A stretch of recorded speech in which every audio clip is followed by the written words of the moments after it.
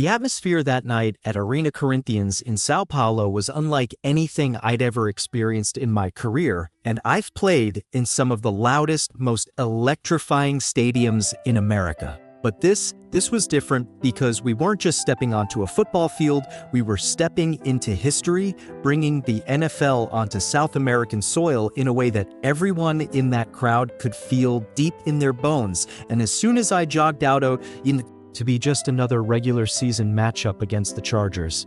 The lights were brighter, the noise louder, the energy sharper. I could feel it in my chest, the vibration of tens of thousands of fans, some waving Chiefs flags, some holding signs in Portuguese, all of them united in the raw electricity of watching football's biggest names do battle in their backyard. And even though the official scoreboard hadn't ticked a single point yet, I knew this night would be remembered. From the very first snap, Patrick and I locked eyes with that unspoken rhythm we've built over years, and the plan was clear. Push fast, press hard, break their defense down with combinations because that's what we do best. Mahomes was already cooking, hitting quick routes, firing darts, stretching the defense like an artist with a brush, painting openings that only he can see. But the Chargers weren't about to roll over. They came with tight coverage, they shadowed me like glue, pressing hard, trying to close every angle, daring Pat to throw into heavy traffic, and for the first quarter it felt like a chess match where no one was willing to give an inch, every route contested, every ball fought for. By the time the second half came around, the tension was unbearable. Everybody in that stadium knew something had to give, and that's when it happened.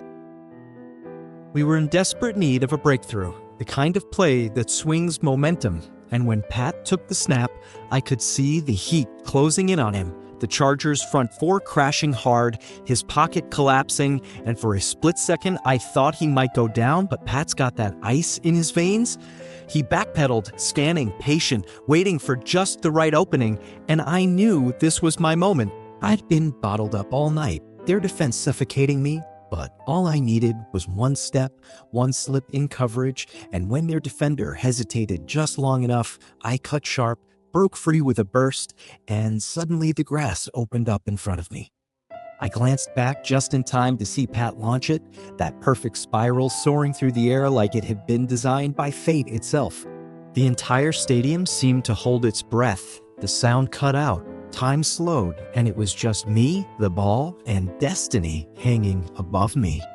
I powered forward, shaking one off, stiff-arming another, legs pumping like pistons until I broke into the clear and crossed that line. Touchdown. And in that instant, Arena Corinthians erupted like a volcano.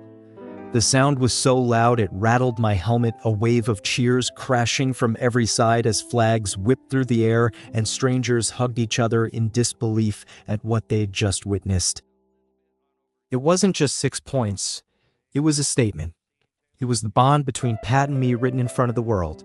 People ask me all the time how we do it, how we make plays like that look effortless, and the truth is, it's years of trust, years of reps, years of knowing that no matter how tight the coverage is, no matter how impossible the angle looks, if he throws it, I'll be there, and if I'm there, I'm catching it.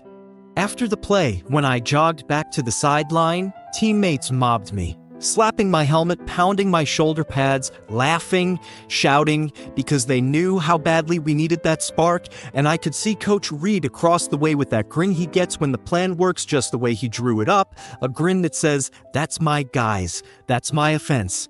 Pat and I exchanged a look, nothing more, because words weren't needed. We both knew what that play meant, not just for the game, but for everyone watching, for the kids in Brazil seeing the NFL at its best for the first time.